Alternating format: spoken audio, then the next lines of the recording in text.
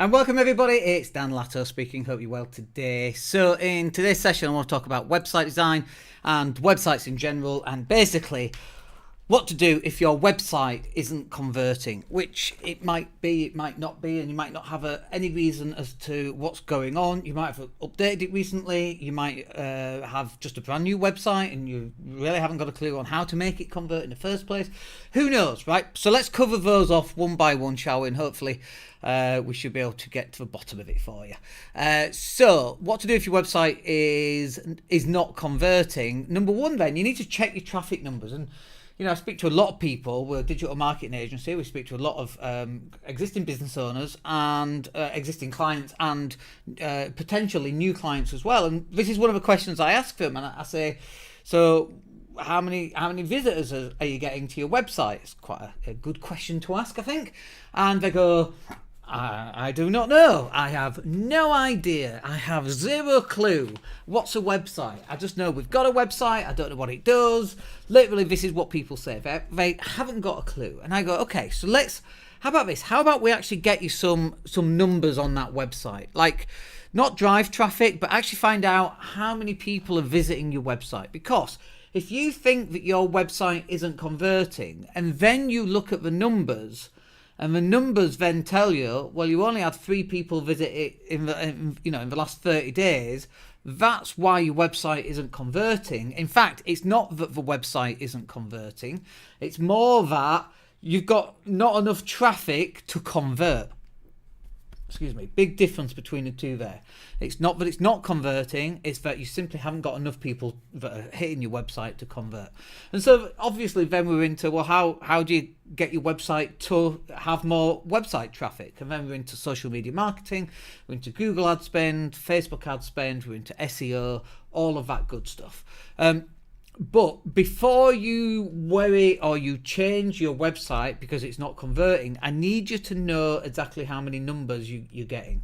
And it's really easy to do. You just have to install Google Analytics. If you don't know how to do that, give us a call, give us access to your website, and we'll do it for you. Obviously, there'll be a small charge, but at least then you're going to know how many people are actually looking at your website. And for us, it's really important as well, because when we take on a new client and we say to them, well, how many visitors are you getting? And they go, well, I don't know. Like, we actually want some of that data before we make any changes to the website, because if you're getting 1,000 people a month to your website and you're not converting, well, what is the reason for that? We want to have a look. We want to identify why that might be.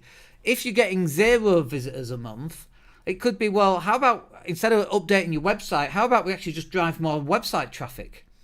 You know, drive more traffic to your website from social media through the marketing services that we do. So it might be that your website is going to convert. You just don't know because you're not getting enough traffic. And we want to actually understand what that looks like. And then the other thing that you can do if your website's not converting is you want to get a mate to test it. Like, what is the thing that you're expecting people to actually do on your website? So just ask a friend. Just go to the website, have a look around. Let me know if you feel like doing something on the website, or if it entices you or persuades you to come and actually do some, fill in a form. Like, get a mate to test it. And it might be that you don't want to tell a mate what they're supposed to be doing. And by the way, the reason why we want mates to test it is, hopefully anyway, they'll be a bit more honest. They'll go, well, this is rubbish and this is pants, and I filled that in, and it's asking me. We had a client last week actually, a coaching client, and they were asking me to fill in one of their forms, but they had an SMS section on it, and I said I'm not filling that in because I don't want to get loads of messages to my phone that you can't opt out of, and that's quite valid for me, and I think that's valid for a lot of other people as well. So. When I looked at what they were asking for me to fill in, to get a free download or to jump on a free call, I don't want to give away my phone number. In fact, when I actually fill in web forms now, I stick 999 at the end of my phone number because I don't want to give people my phone number. You know what's going to happen when you give people your phone number? They're going to bloody well phone me. And I'm really annoyed when people phone me. I'm like, hello? Is that Mr. Latto? It depends. Who's calling? I don't want you to phone me. What are you phoning me for? I'm just calling you about your extended warranty. Not that we do those in the UK. But I'm like, why would you phone me? You just interrupted me what I was doing. I hate it, right? So, If you're asking for a phone number, that could be one of the things that's actually stopping people filling in the form. And it's not that your website's not converting, it's that you're actually putting them off because you're asking too much information straight away when they don't even know you. So you want to get a friend just to hop on, just test it, give you some valid feedback. Now, let me just give you some advice on feedback as well. Some feedback is good, right? We all want feedback. Some feedback's not good. So I've had people go, well, you're doing that wrong. And I go, right. Yeah, but no, you don't do it like that. I'll give you a story, in fact. I was playing basketball in Huddersfield Wednesday night, and it was tryouts, right? Now, I'm pretty good at basketball, I have to say myself, and I know what I'm doing. I've been playing for, back in those days, I've been playing for 15 years, a long time ago, 20 years ago this. I've been playing for 15 years, I knew what I was doing, and it was tryouts, and I was on defence, and I kept stealing the ball and laying it up and scoring 2 points. I kept stealing it, I did it like 5 times in a row. And one of the other guys said, when we're going up the court, I'm going to stay back on defence, and me and this other guy will stay back on defence, and you three go up and shoot the ball, and we'll stay. And I'm like, dude, that's not how you play this game. I'm like, are you crazy? How many years have you been playing? He didn't have a clue. But he was giving us feedback, but he didn't have a clue. And so while some feedback is very good, you need to look at how qualified is the person giving you the feedback, how experienced is the person giving you the feedback. So if you are going to get a mate to test it, don't pick the thick one. For God's sake, pick a mate don't get me wrong, picking the thick mate definitely has some benefits because you want to make your website foolproof, right? Idiot-proof. Pick the idiot to test the website. I'm not saying don't do that, but just contemplate where this person is coming from when they're going to start giving you some feedback and how much knowledge and experience they actually have. Very important. And then the next bit then, if your website is not converting, you want to really be looking at what are you giving away, or what's the next step that you want a person to actually take? Like, really, what do you want them to do? Do you want them to fill in a form? And if so, where is the form on the website? Maybe we can share a screen here, actually. Let's just do this. Let me just pull my website up and I'll share a screen. Second screen. There we go. Okay, second screen and share.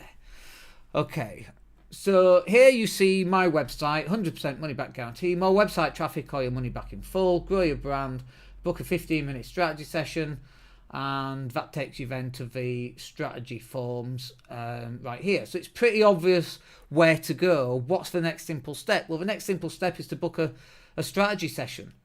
And obviously there's lots and lots of content on there that people can look at. So let's click on the social media content one. Look, this is the bit that we want people to do, schedule a strategy session. It's even up here, up at the top. It's got a nice little pop-up form on that one, which we're probably going to redirect to this page, actually, because we're getting a lot of spam being filled in. But it's really obvious what we want people to do. So on our website, let's look at the full marketing team.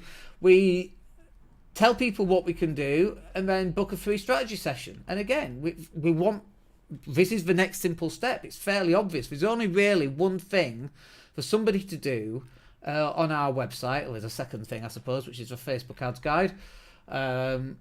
Lots of testimonials and things. But even if we go to our web design page, it's really simple with what we want people to do. Fill in the form, get a free proposal. Just fill it in. We don't want a load of complicated things. When people are driving traffic to the website, they're trying to sell everything. Literally 18 different products all at the same time to just one. It's overwhelming for people and they can't do it. Click here to schedule a strategy session. We're targeted on how many strategy sessions we're actually going to get this week. That's just what we do. So let me just come back to me. So you want to look at what's the first step. What do you want your people who are visiting your website to do? What are you giving away? Is it a free download? Is it a strategy session? What is that? And that's going to help you get some more conversions right there. And then finally on this, what to do if your website isn't converting, you need to reduce friction on your website. So what is friction? Let me go back to a web form. We go back to my homepage, and let's just go to a web form, and let me share screen here. Second screen and share. Okay, so hopefully you can see that. That book 3, the 15-minute strategy session, that leads them here. Now we're asking for name, email address, phone number, company URL, and type message. Now actually, this has got too much friction, and we're just about to change it. And what I mean by friction is, do I really need the name? It might be useful. Do I care? I don't care. Like, my name's irrelevant. Your name's irrelevant. It's just an identifier. Do I really need your name? No. What are we after here? We want you to book in a strategy session. Let's get you on a call. Well, do I need your phone number then? Not really. We don't phone people. When we book calls for our strategy sessions, we set them up using Google Meet or Zoom or whatever it is that you want to use, and we get them on video. We do a video call. 21st century, for goodness sake. Buck Rogers can do it, so can we. Do we need the company URL? Not really. Is it useful? A little bit. But is it essential? No. And type message, is that useful? Yeah, we'd probably keep that on. We want to know what they're actually doing. But once they fill in this form, they get redirected to a Book Like a Boss strategy session anyway. So we actually get their name and address and phone number and the company URL and all of that good stuff. So actually, I don't really need to qualify anybody at this point. I just need them to fill in a form because they want to book a call with me. Usually, not always. You know, sometimes we get people booking phone calls and they're trying to sell me some crypto. And I'm like, what you got me on a call for? You're trying to sell me some crypto stuff. Why would I want to do that? If I'm going to do crypto, I'm going to do it myself. Sometimes we get that. Maybe 10% of people do that. But really, we just want their email address. And so we're actually going to drop this. We don't need the name. We don't need a phone number. We don't need a company URL. We don't even need a message because it's a 2-step form. We can get that information on a second step. So this has got too much friction. Like the, asking for an SMS number. It's too much friction. I'm not going to give up at my mobile phone number because if I do that, there is a risk that you're going to phone me or you're going to text me and I'm not going to be able to opt out and then just getting phone calls or whatever whenever I don't want them. Very few people have my phone number and that's how I like it and that's how most people like it these days. It's 2023 or whenever you happen to be watching this. So you need to start thinking about how frictionful, I don't know if that's the word, how much friction is on your website and what's stopping people from just filling in a form. We're going to test this. We'll test this over the next week or two. We're just going to change the form entirely and have a short-term form for 1 week, create a brand new form with just an email address, which then redirects to the calendar session, which is where we can get the name and the phone numbers and everything else. But we don't need it. So we're going to start reducing the friction and just see how that goes. So, look, I hope that's useful for you. That will do us for today. Very quick one today. We've got so much on today you wouldn't believe. But if you've got any questions, then just hit me up and we'll speak to you tomorrow in tomorrow's live session. Hope you have a good day. Speak soon. Take care.